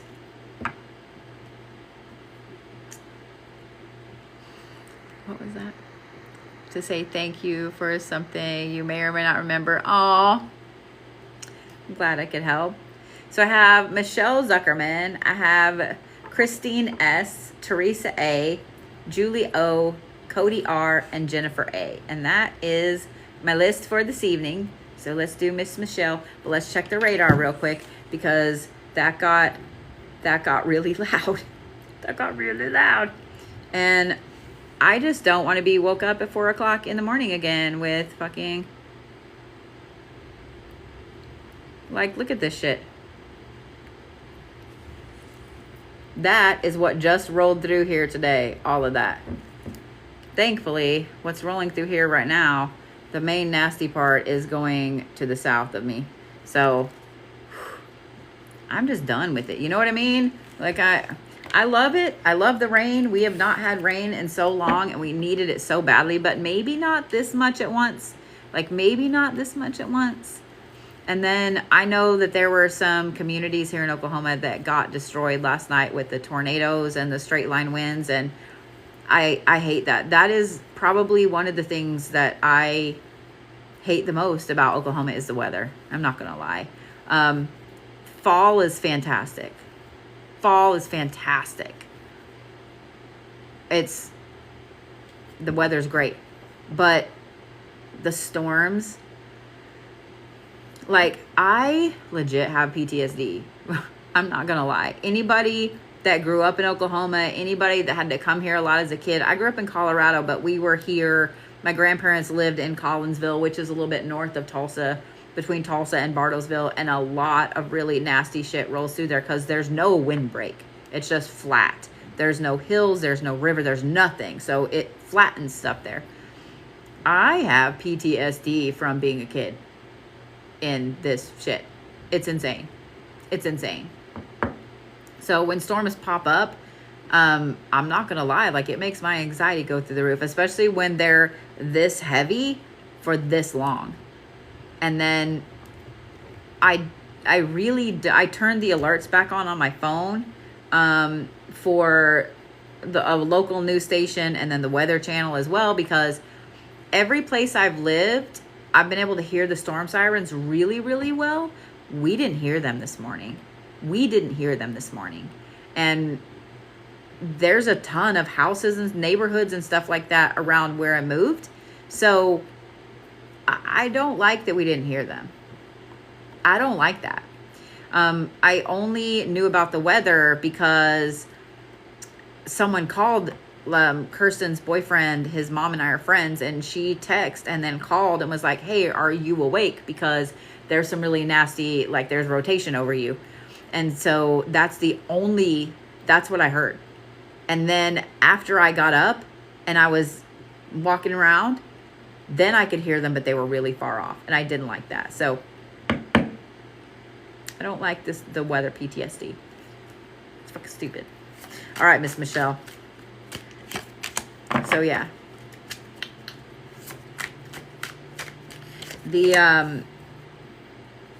A lot of you guys mentioned that you were in Oklahoma, you were in Kansas, you know exactly how that is. And it's not just Oklahoma and Kansas, but Oklahoma is by far one of the weirdest weather places to live. I'm not going to lie. Like, it can be nice and sunny one minute, and then suddenly there's a storm that's popped up. You see this wall cloud coming at you. And if y'all have never seen a wall cloud, the photos of a wall cloud are impressive, but seeing one in person, it's scary. They're impressive. They're fantastic. Like, you just look at it and you're like, holy shit. It's really, really fucking cool. But they move really fast. And you see this massive wall coming at you, and you know damn well there's nasty shit behind it. And you get this almost like panic. You know when you're a kid and like a car comes down the street and you're playing in the yard, you're like, hide from the car. Like, that's the feeling you get, that you have to like hide from this wall cloud. And it's fucking terrible. It's fucking terrible. But it is what it is. It is what it is. You didn't see me yawn. Miss Michelle. Ready? Purification. Respite. Appearance. Resurrection. Well, you can't fucking beat that. Okay. I have a feeling that you have an answer that you need to know. You need it to be very simple. You need it to be very plain, and you just need to know yes or no. Yes, am I right? Yes, you did go through a very massive phase of purification, where it's like the universe moved everything out of your path, where yes, those things did get removed. Yes, those people did get removed. Yes, all of the things that got pulled out of your life were a part of this purification. They were 100% a part of this purification.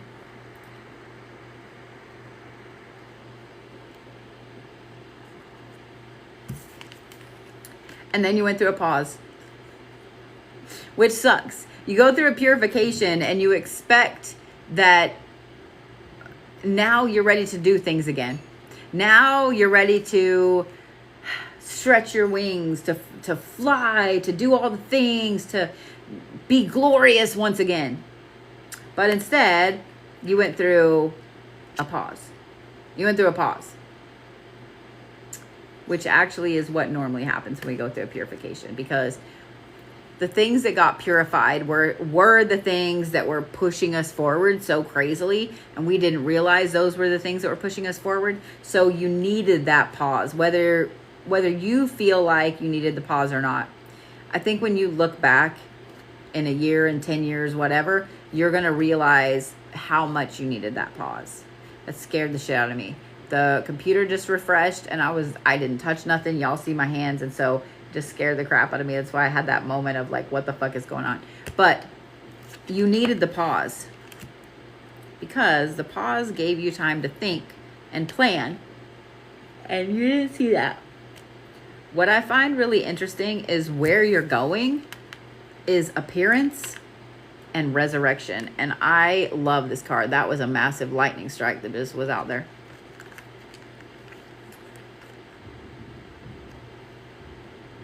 That one was about 6 miles away. So where you're headed, to be honest, is someplace that I don't think you ever realized you were going to be. You're coming out of this pause right now, and I know that you feel the energy. I know that you feel the change and the shift from this pause. It's almost like you're going back to the energy of that purification, but it's different. And I hope that made sense when I said that. When you go through a purification, you feel energized. You feel more magical. You feel like you're back to you again. And then you go through that pause and it makes you feel like shit because you don't know why you're not moving forward because all of the bad shit's been left back there. But I am sure, because of this card right here, that lately you've been obsessed with changing yourself. And I said obsessed for a reason. I don't think that you're pulling the professional wrestler thing and working out 6 hours a day and only eating chicken and rice and things like that.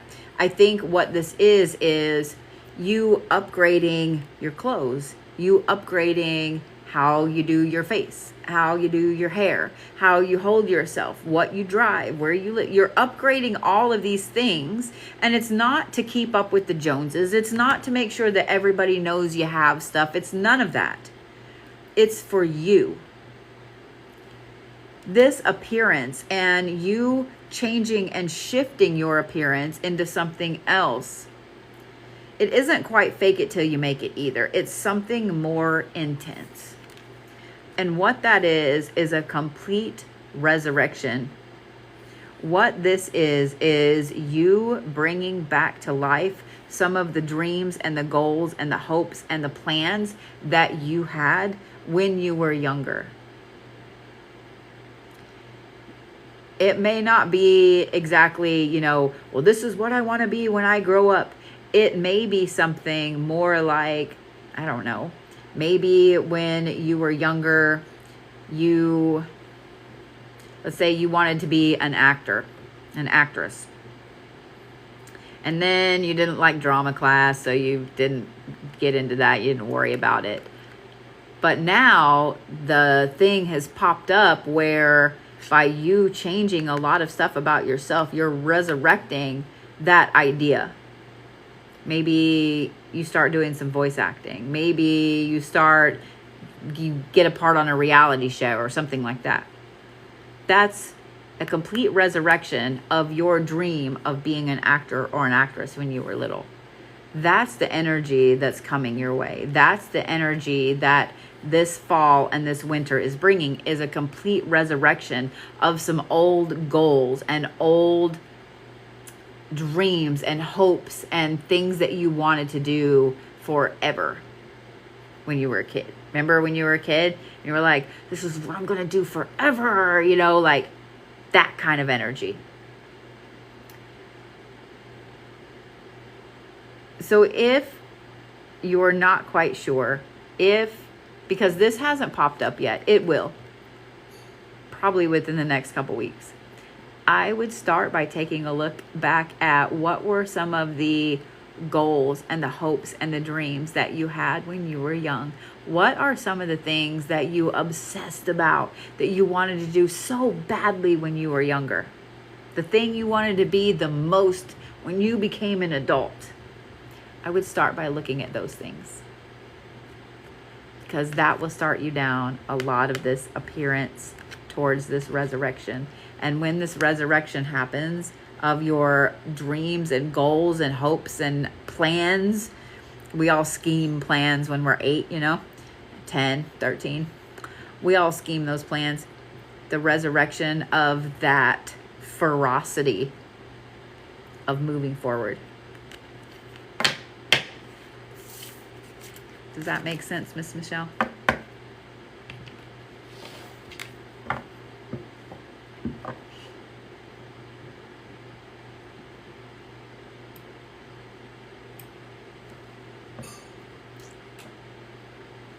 You are welcome so much. So I saw someone come in just now and ask for a message and then make a couple of comments about it. Aw, thank you. Y'all, that's really rude. If you come in and you see that somebody is giving someone else a reading, it's really rude, A, to ask, and B, to kind of like push and push to get an answer like that. Read the room, baby, read the room. Because you would not want somebody coming in during your reading and insisting on interrupting that person, would you? Would you want someone coming in when you were trying to pay attention, when someone was trying to channel the information that you needed to hear? I'm just saying what I'm saying. Ooh, another blue Bodhi. Yeah. All right, Miss Christine S. You ready?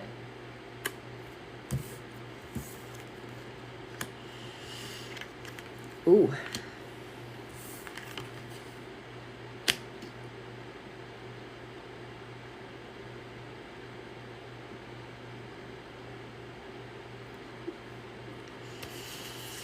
I'm gonna yawn again. Hold on.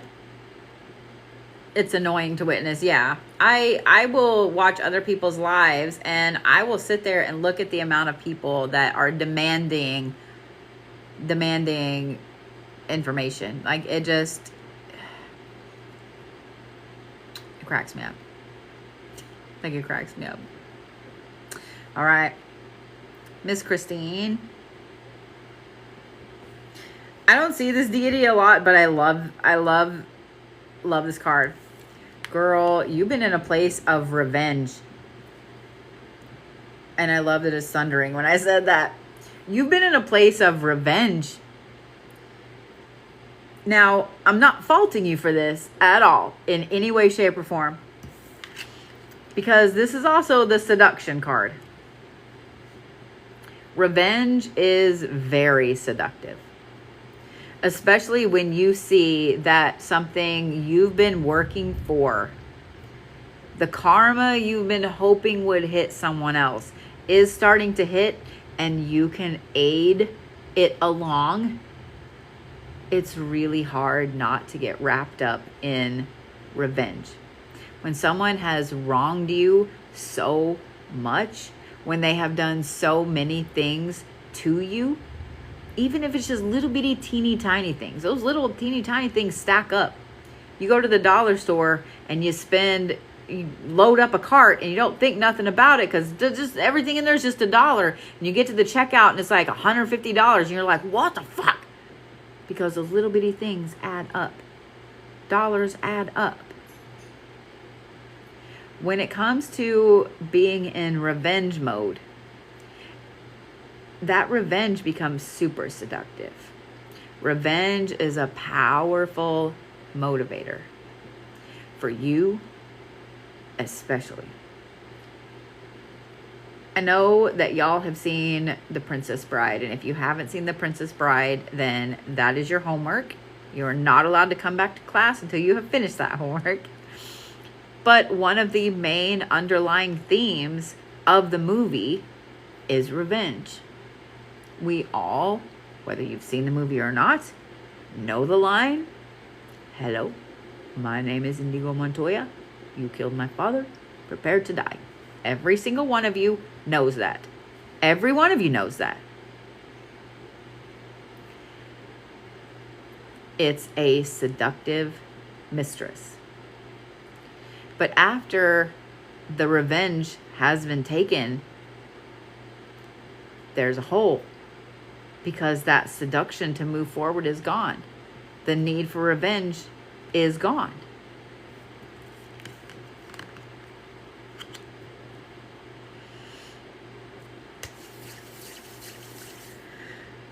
And that's where you're at now.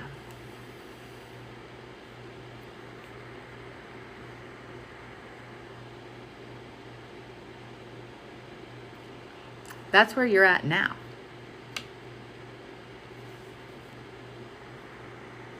You know what? Hold on a minute here.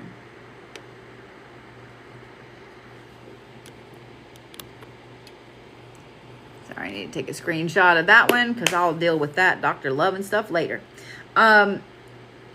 You're moving out of this phase because all this has been done. All the revenge has happened and then some. And after a while, you can only have so much seduction before you become immune to it.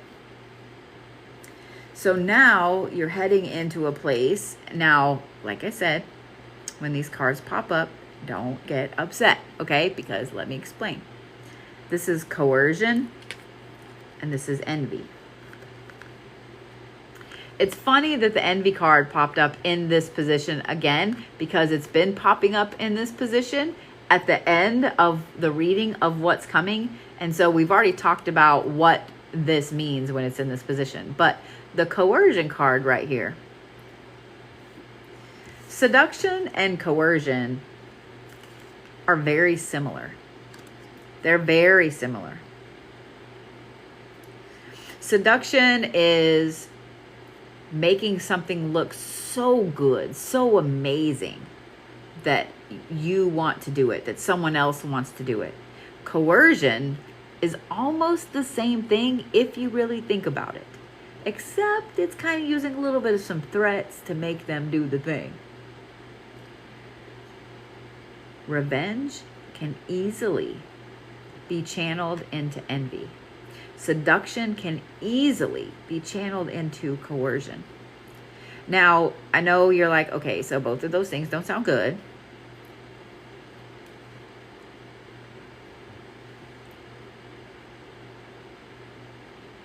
I knew I was going to yawn. That's why I was waiting. I knew it was coming. Like, I knew it was coming. The thing about coercion is this. And this is where I think you are and where you're going.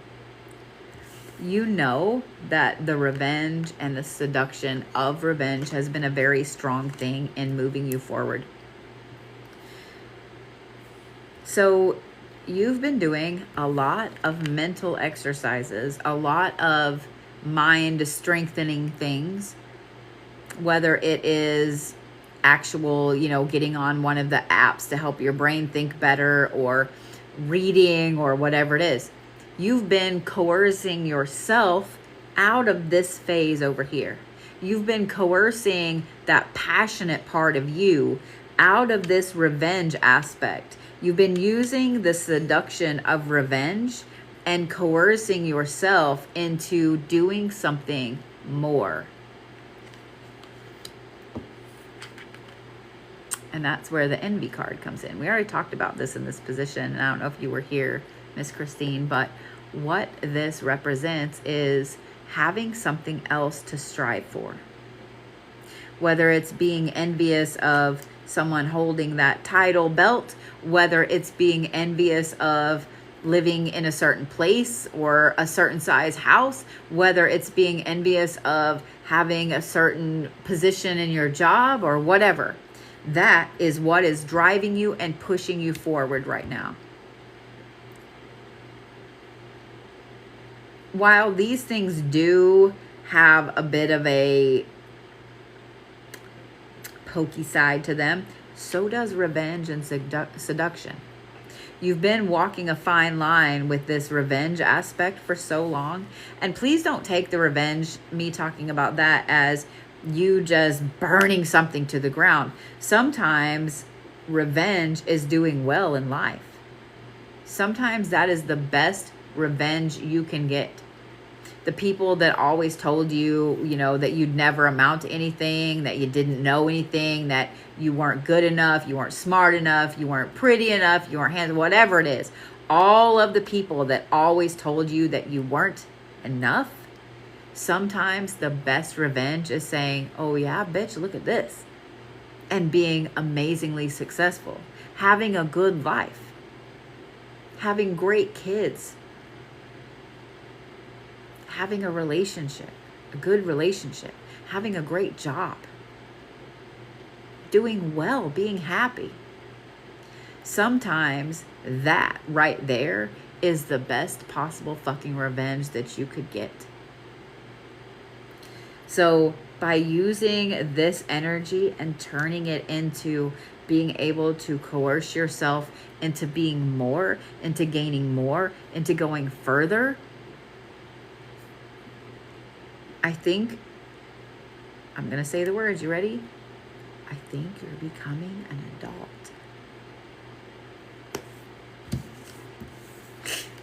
Come on, that was funny. That was funny. You can't tell me that wasn't funny.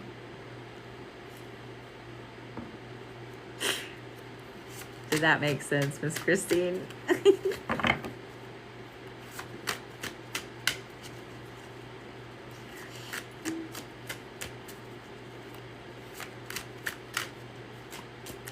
So since there have been a ton of blue bodies, good, I'm glad. Since there have been a ton of blue bodies that have come in here, let me go ahead and say one more time that if you are not watching this on 11/3 at 10:20 at night Central Time, then you are watching a recording. All right, Miss Teresa A. So I have Teresa, Julie, Cody, and Jennifer. And so here's the thing, because I don't know what shifted outside or whatever, but something just hit me like a ton of bricks. So Julie, Cody, and Jennifer, I'm going to refund you for your readings this evening. But I have drawn Teresa's cards, and I, for some reason, specifically needed to make it to Teresa. So apparently Teresa needs to, apparently she needs some things and some stuff. But Julie, Cody, and Jennifer, I'm going to refund your tickets as soon as I get off of here, just so you guys know. So yeah, I don't know what shifted, what changed. Like, I was like, let me look at the radar. But yeah, it hit me like a ton of bricks just now. Oh, because the rain is moving out. Oh my God. It's moving out. But I think it's supposed to rain all day tomorrow too. Like, it's so much. It's so much. All right, Miss Teresa, you ready? The first card I pull for you, Teresa, is Baba Yaga, and this is loss. Loss.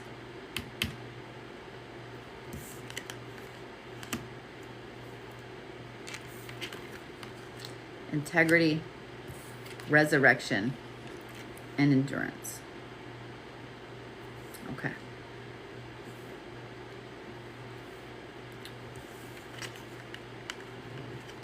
Just got really quiet. It's weird. It's weird. So you have loss and integrity. So what this tells me, Miss Teresa, those of you guys that have nose rings, when you itch your nose, do you have to readjust? I'm sorry. You have to readjust, because every time I do, I have to readjust. Miss Teresa, what this tells me right here is that you've just gone through an intense period of loss. Whether this means actually losing people, whether it means losing a job, losing cars, losing relationships, walking away from family, this is an intense, intense period of loss. The integrity card tells me that through this entire period of loss, you have maintained every ounce of your personal integrity. You have not stooped to other people's levels. You have not had that emotional breakdown that other people had. You did not go through and freak out. You did not fall down the rabbit hole of whatever addiction popped up. And I said it that way on purpose because loss is something that we all have to find a way to get through it. My addiction is work. So when something happens, when I'm upset, when I'm angry, whatever, I throw myself into work. That's my addiction. It's really bad, I'm not gonna lie. Other people, it might be liquor. Other people, it might be working out. Do you see what I'm saying? Everybody has to have some type of addiction to get them through loss. Some people choose one that's destructive, and some people choose one that's more constructive. But through all of this loss, you held your head up and you kept your integrity. You became the pillar. You became the backbone. You became the one that everybody looked to and said, oh my God, how is Teresa handling this like that? How is she upright and walking? How is she? You have become the one that everybody around you has been looking at and been able to see strength, what strength looks like. That's an amazing, noble place to be. But it also sucks. It also sucks. Because when you become the strong one, everyone expects you to be the strong one from then forward. Everyone expects you to be able to do this and that and all these amazing things. And you don't want to. You don't want to. What I find really interesting is that where you're headed, this is the resurrection card. And then you have the endurance card behind it.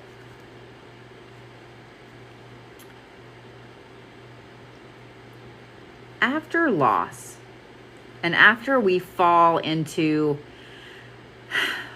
whatever it is that has gotten us through that loss, whatever it is that has gotten us past all of those nights where we couldn't sleep, all of those days that we couldn't think about anything but what we just lost, there comes a point when we no longer need that crutch, when we no longer need that addiction that we chose in that moment.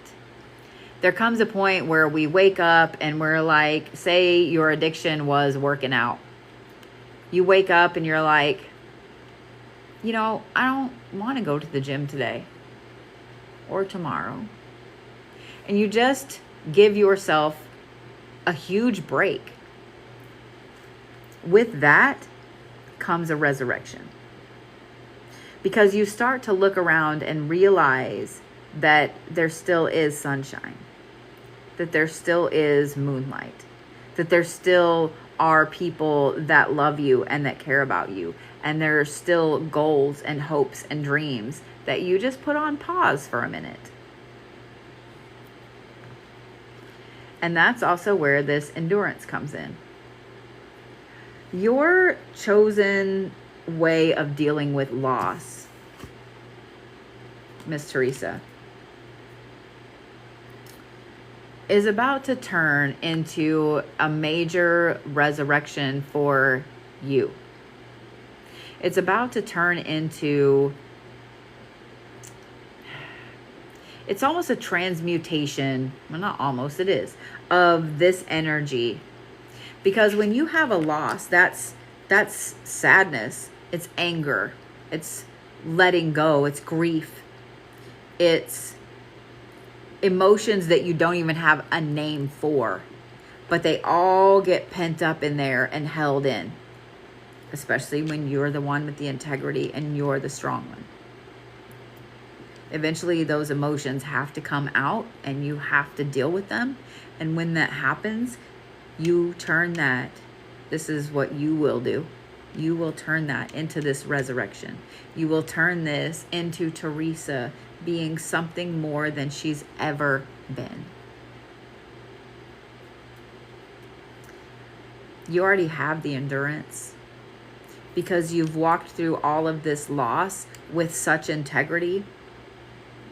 You already have the endurance. It's built into you. That's not going anywhere. Once you gain that type of endurance, that type of integrity, you can't get rid of it. You can't get rid of it. It's going to be there. So, Miss Teresa,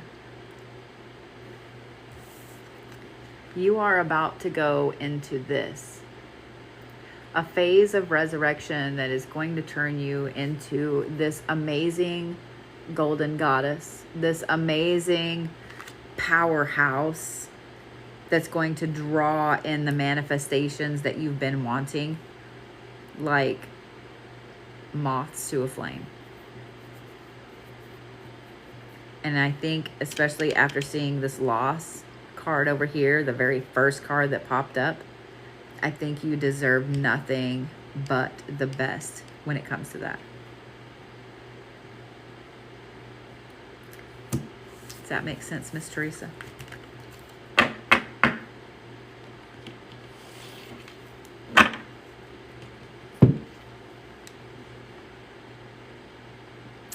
Well, with that, I am going to get off of here. Julie, Cody, and Jennifer, I will get you refunded here in just a minute before I hit the hay. And tomorrow is Monday, so you know what that means. It means the first Reiki and Zodiacs of November. And then Tuesday, we're going to have a watch party because I want to watch the fiasco. Y'all want to watch the fiasco with me? Let's watch the fiasco. It will be subscriber only chat. And the reason I'm doing that is because I am not going to deal with stupidity. I'm not going to deal with stupidity.